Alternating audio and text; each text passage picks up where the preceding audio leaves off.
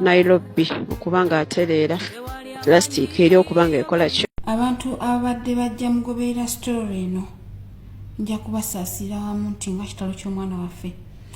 Omuntu wenna wonosanga vidiyo eno nga tomanyi story eno osobola okukomawo ku TikTok nonya page gyengenda opininga wano nolaba story eno.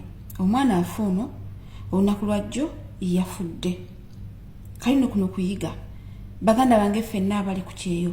Ono mwana wa nkuba kyeyo nga nze oba ggwe. Omwana ono myaka 13 yali alepingibwa anko we gwe bamulekera okumulabirira nga maama ali ku kyeyo.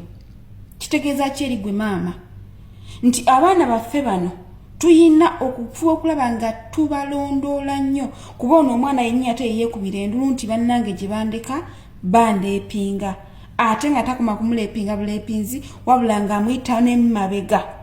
Era ono omwana okufa kwe kwabadde nti emabega yayokola ki yayonoonekera ddala ng'ate yamusiiga n'obulwadde. Kibi nnyo, kibi ddala eri ffe abazadde n'abalizaala. Muganda nga omulungi gwali ku kyeyo. Abaana baffe tubanoonyerezeeko nnyo nnyo nnyo nnyo. Ekituuse ku mwana ono kibi nnyo kigaane tuka ku baana baffe abalala.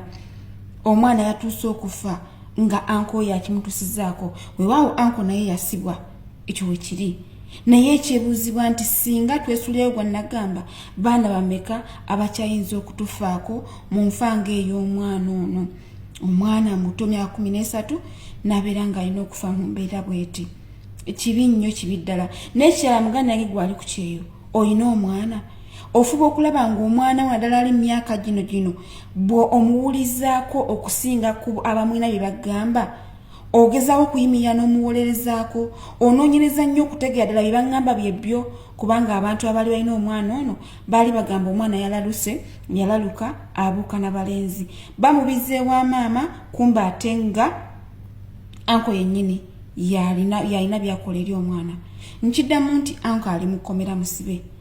Naye ekyebuuzibwa nze naawe tufunyemu kyakuyiga kimikwano naddala abazadde abaana baffe betuleka e Uganda tuyinza okulowooza nti tukola ku lw'abaana baffe tubateekateeka aye tudde tubategeke naye ate ng'osanga abaana baffe tuli bannyika nga n'obusente obutini bwe tuli okukola tebugenda tuyamba.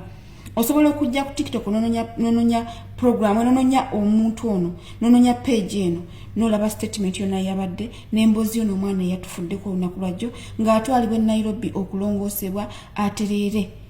Kibi nnyo twisha sorry ng'olabye okubonaabonera obwereere.